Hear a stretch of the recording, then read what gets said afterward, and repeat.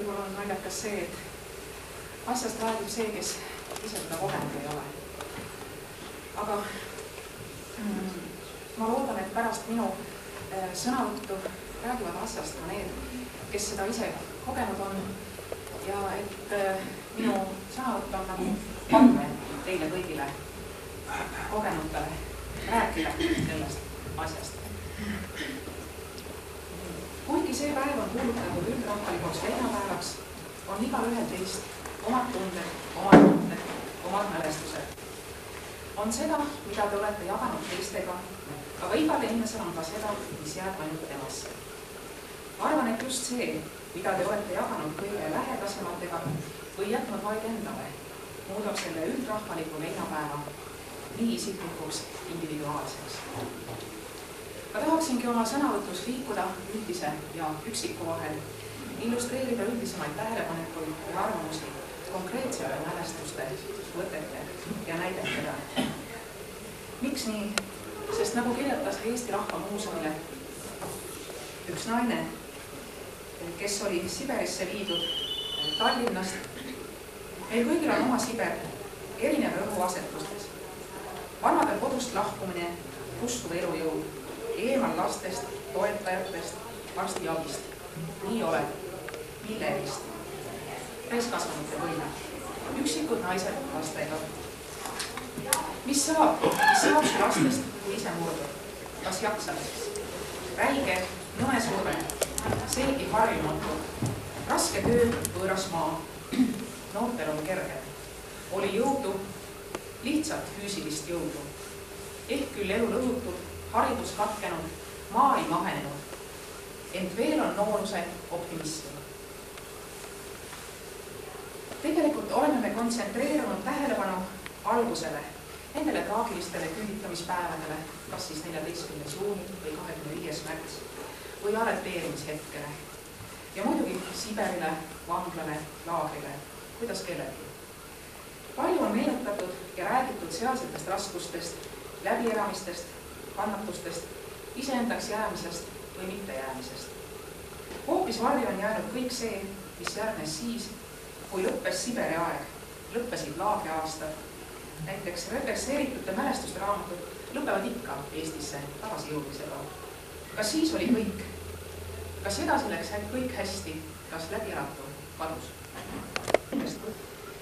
Ja teine vastus. Siber on andnud mõlemad, nii ühte kui teist. Eelkõige andnud eluväärtuste mõistmist, hinnangut elule kui niisugust. Et kui sa ikka sealt oled läbi käinud, siis sa ikka oskad seda elu võtta nii, nagu mis ta sulle kagu. Aga mis ta muidu võtnud on ta sinu käest kõik. Tänan tähelepanu eest. Ei mõistnud ja neile nii-öelda liiga tegid, eks nad olid ise ka mingis erilisse olukorda paisatud, et nad enam ei käitunud ise ka päriselt adekvaatselt.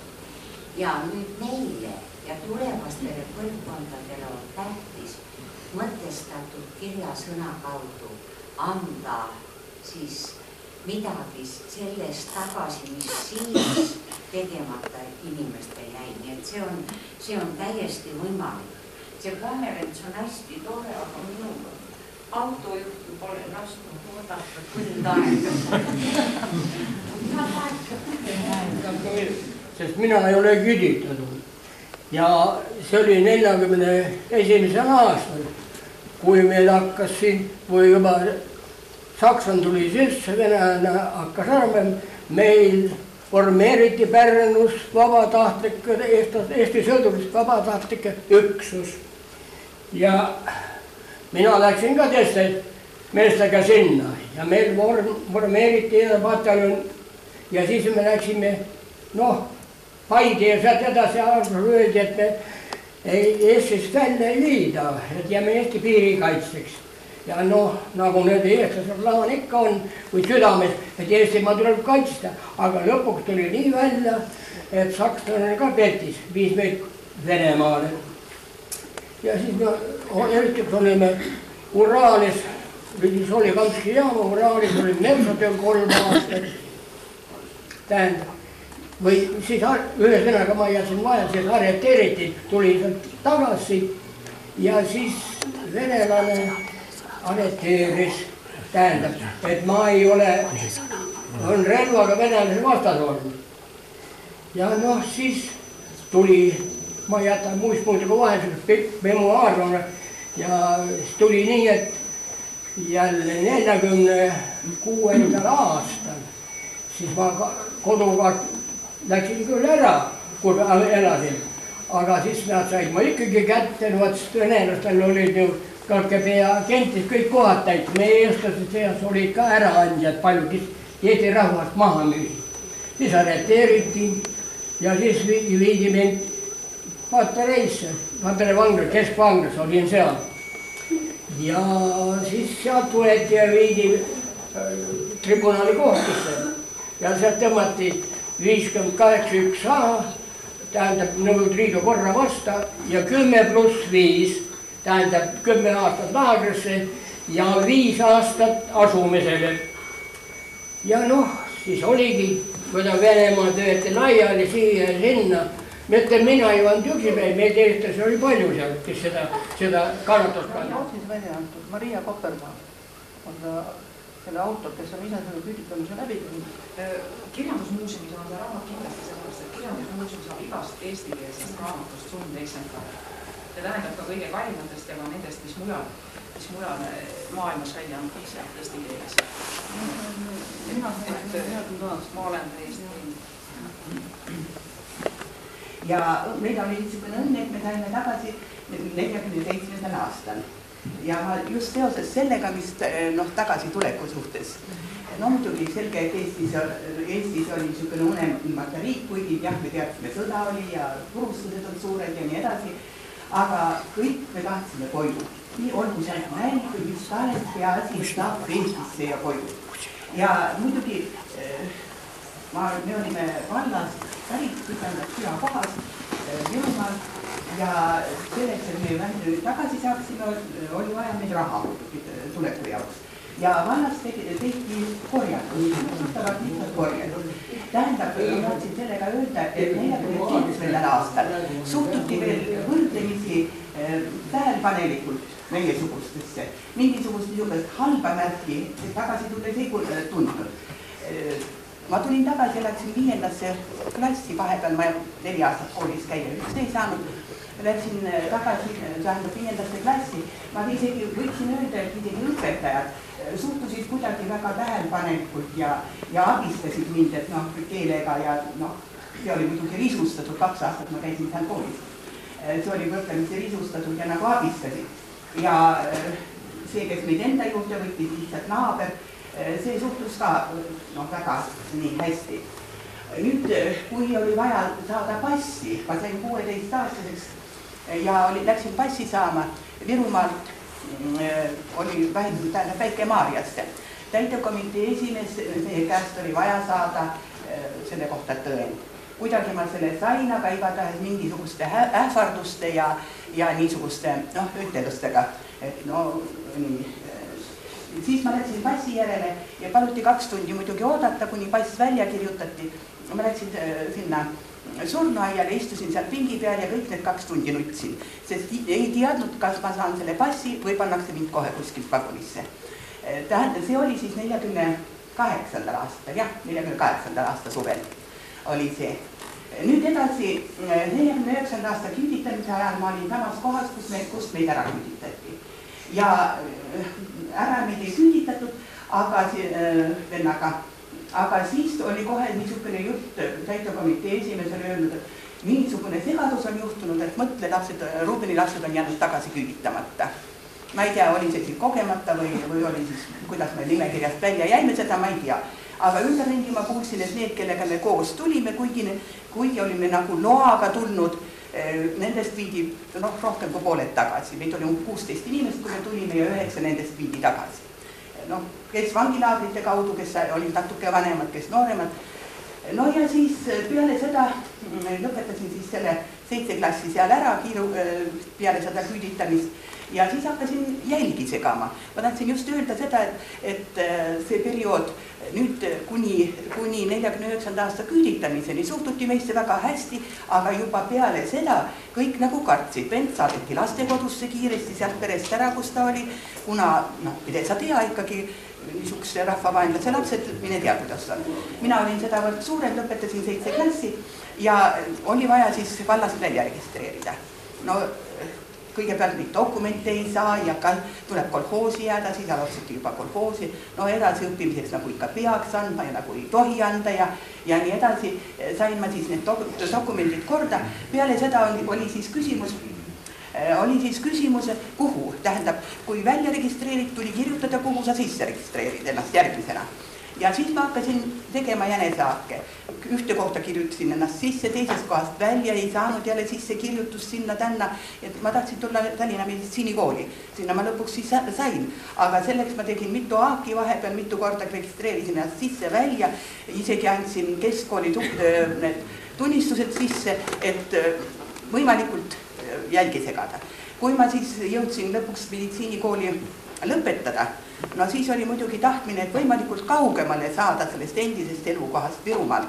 Et saada kaugemale sellepärast, et keegi ju ei teadnud, kuigi ma lõpetasin 53 oli siis juba Stalin sellel ajal surnud, aga keegi ei teadnud ju, mis sellele järgneb.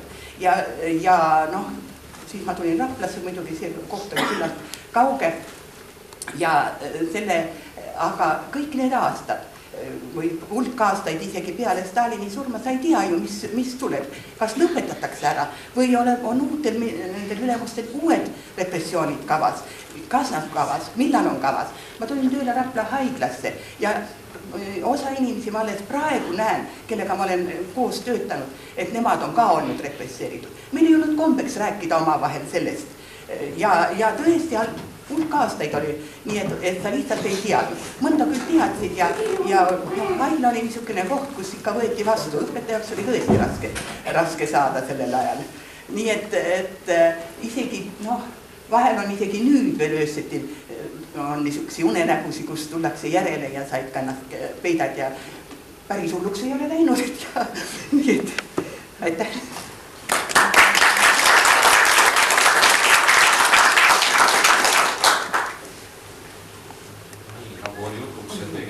Huumorimeele hoidmine ka Siberi aastatel ja võib-olla pärast selle meenutamise. Mina mäletan ühte meest.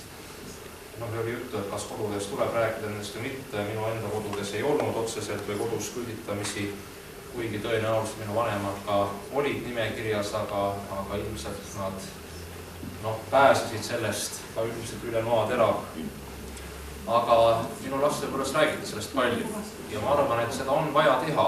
Nii nagu on vaja rääkida kõikidest asjadest, mis võib-olla kuuluvad nagu negatiivsele poolele, kas või surmast. Paljud inimesed küsivad ka minu käest näiteks enne matust, et kas on õige väikeseid lapsi matusele oma vanaema või vanaisa ära saatma tuua. Ma ütlen igal juhul, kus need lapsed siis õpivad, ka seda küll. Nii et ma arvan, et see ongi üks asi, mis juba maast madalast inimestel õpetab nägema elu nii häid varjukülgi, päevast paistab küll päike, aga puu taga on vari, maja taga on vari.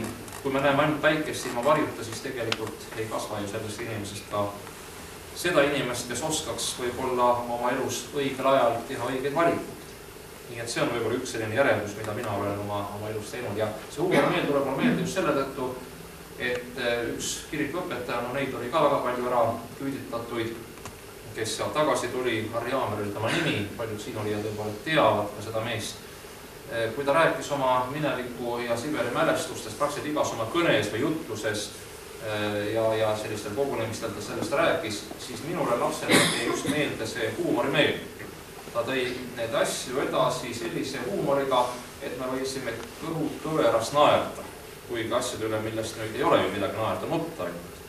Aga see oli jälle üks selline hea omadus, kus inimene ise sellest nagu puhastus ja lapsel tekkis mitte see kängista tunne, aga teadmine, et need asjad on olnud ja nende asjadega peab arvestama oma elus. Tahtsin veel öelda, et tõepoolest lisaks selle välispagendusele küüditatud ärasaatmist oli ka sisepagendus. Mitte nüüd nendel, kes nüüd tagasi tulid, vaid ma tean küllalt neid inimesi ka, kes on pidanud siin ennast varjama varju nimede all ja rääkinud sellest, kuidas nad on pidanud õppima endale teise eluloo, kui tegelikult see oli. Kuidas nad pidid vähemalt 10 aastat, enne kui nüüd vanemad tagasi tulid, elama teist elu. Ja siis, kui uuesti ajad muutusid, pidid oma vana elu jälle endale meelde tuletama. Nii et näete, ohvreid on olnud igal pool palju rohkem, kui me tegelikult oskame seda hinnata. Nii et ma arvan, et neid ohvreid ei ole vist keegi kusagil kirja pannud, ja võib-olla ei olegi neid, kes ei oleks selles üldse puudutatud. Nii, aga mitte mina ei taha täna rääkida, vaid äkki on teil veel midagi lisada, sest lõpus tahavad veel kodutütred midagi rääkida. Ma ei tea mida, aga eks te pärast kuulete, mida nad teile ütlevad veel, ilmselt midagi lohutavat ja julgustavat. Aga kui on veel kellele midagi meenutada, siis oleks väga tore veel kuulata. Päike paistab ka ja ilmu tõesti võlada, kui meiega andeks anname oma võlglastele. Ma usun, et te olete väga palju pidanud nendele asjadele mõtlema, mida see tähendab. Ja siis ta ütleb seal väga ilusad sõnad, ilusa mõtte välja, et me ei tohi oma vastasel lasta enda üle nii suurt mõju saavutada või võimu saavutada, et me tigedaks muutume. See ei aita. Kui ta ei suuda meid tigedaks teha, siis oleme meie võit. Kui ta suudab meid tigedaks teha, on tema alati võit. Ma usun, et see on võib ilus mõte, mis võikski jääda tänasest meenutuste päevast palju ei rääkimata. Ma usun, et te panete seal kõik kirja, kes veel ei ole kirja pannud, ja et teie kaasaegsed ja teie lapsed kunagi neid ka loeksid, mida eelnevad põlved on pidanud läbi elama, aga olge head, annan teil sõna teile. Ja kui me siin lõpetame, siis Rapla kultuurikeskuses või Rapla rahvamajas, vanas rahvamajas on, kuidas Katri ütlesid, mis on? Me nimetame seda vestlusringiks ja me räägiksime künnitamine ja tänapäeval, räägiksime võib-olla nendest plaanidest, mis puudutab okupatsioonimuuseumi arendamist praegu Tallinnas ja lihtsalt nendest arvamustest, mis on praegu selle tänase päeva eel kohalikus ajakirjanduses avaldatud. Kes oleks huvitatud, olen mina teie käsutuses, mina olen selle vestluse juhtija rollis, 3 kultuurikeskuses. Mäletati muistseid sõdu. Lembitud, kes tegi Eestimaa. Hiiekümpel kasvas tamme. Kuulsin tuleviku samme. Leidsin homse Nurmekonnamaa. Meie vabariik on demokraatlik nagu Ameerika ja õiglane, nagu Jumala riik, vastuoluline nagu Matteuse evangeelium ja hämar, nagu Herakleitos, vihjeline nagu Delfi oraakel, aga seisab nagu Martin Luther, mõisa õues müts peas. Mõistma peab nii minek kui tulevikku, vabariigi tegude rikkust. Vaja assotsiatsiooni assambleele sõita.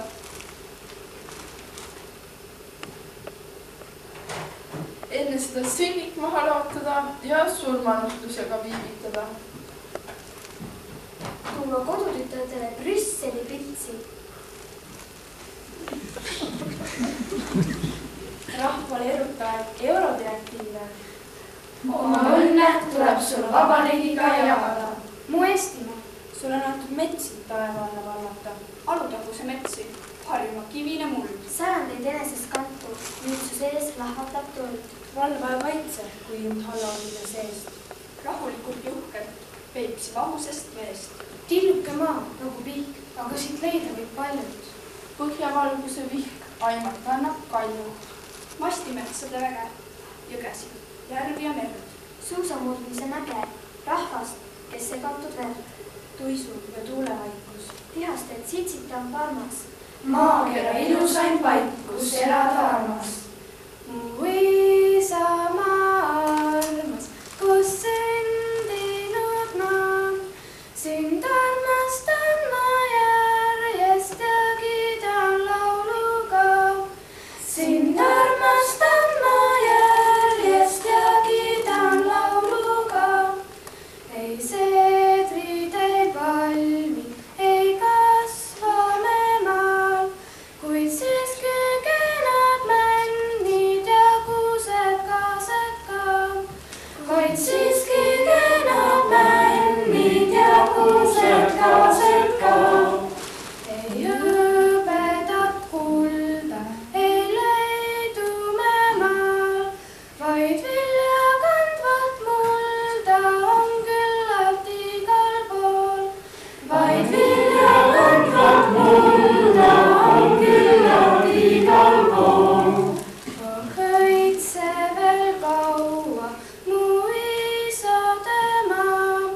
see magus palju rahvast ja vaimuvaraga.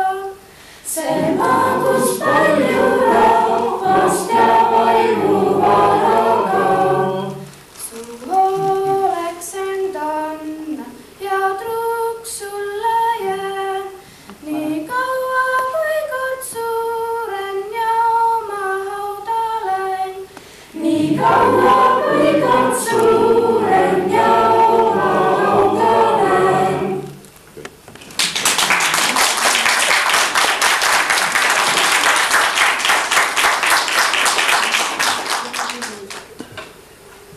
Kõiki inimesi, kes oma mälestusi jagasid, muuseumile esemeid ja mälestusi on annetanud. Ja nii nagu ütles mu kolleeg Eesti Rahva Muuseumist, ootab ka Vahtsa Talurahva Muuseum kui kohapealne maakonnamuuseum ikka oma maakonna inimeste mälestusi sellest ajast, mida ei tohi muustada. Aitäh teile kõigile! Ma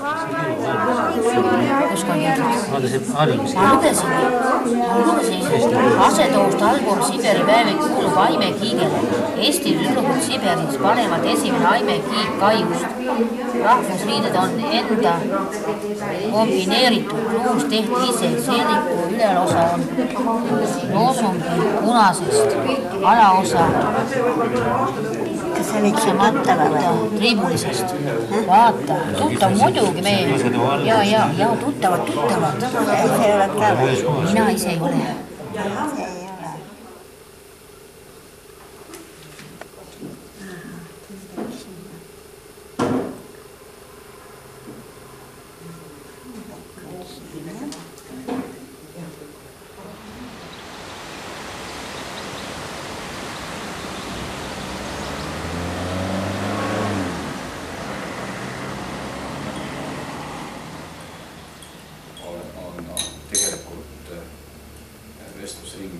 Siin kõrval oleva ajalehe toimetuse juures.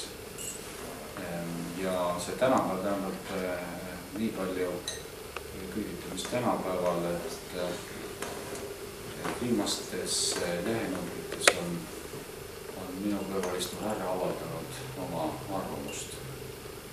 Ja see arvamus on olnud sellise üldise õhustiku juurde kuuluv, aga väga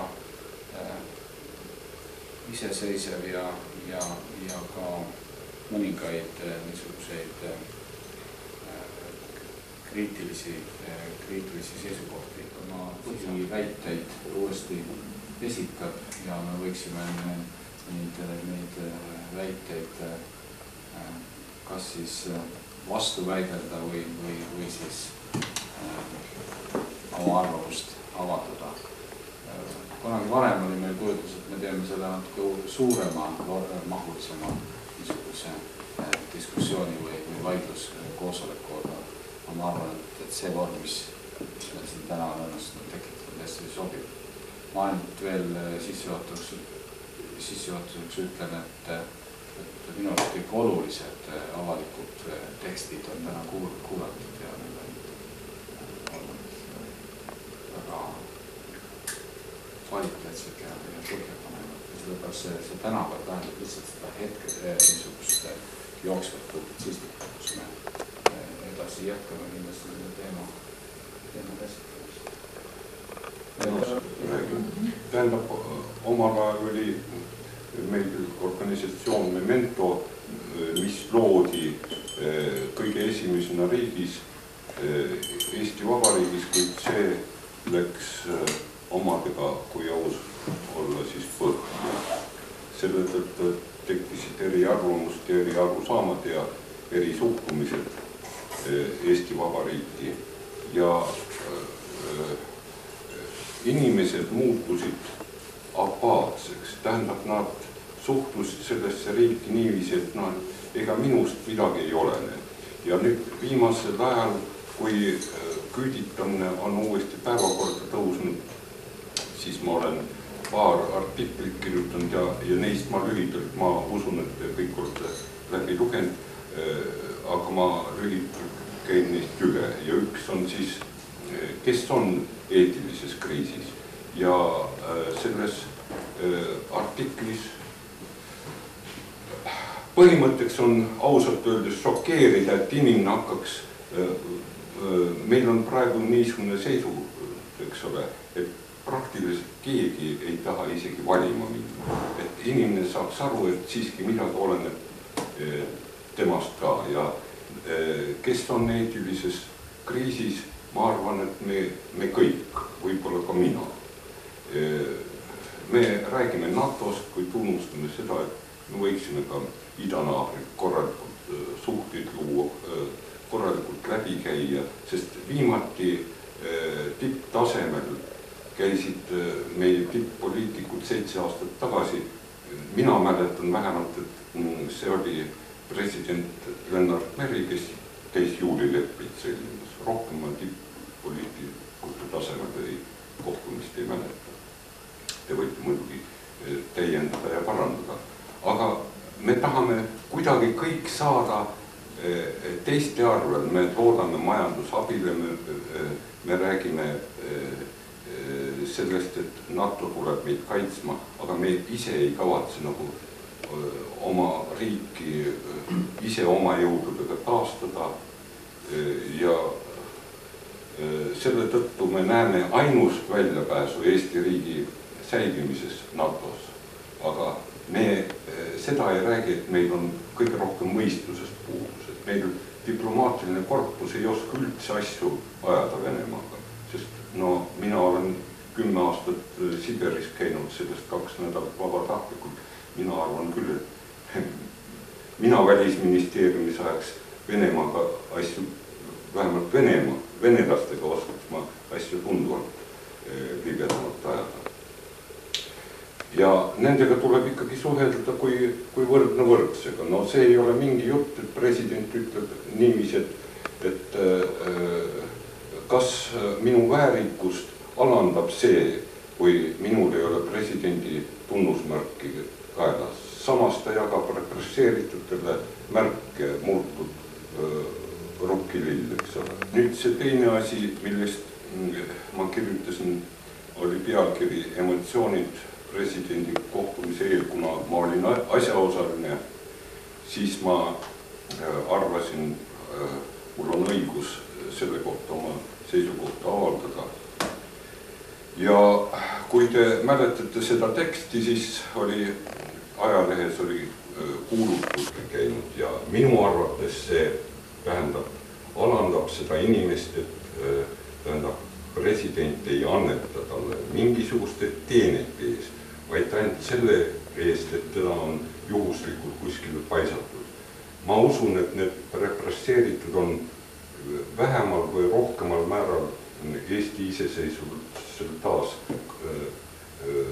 kaasa aidanud. Ma võiksin isegi ütelda niiviisi, et see sotsialism ja Eesti Nõukogude Sotsialistlik Vabariik oleks võinud ka säilida, ka praegu olla, kui ei oleks repressioone, kui oleks ühesõnaga normaalsed tingimused olnud.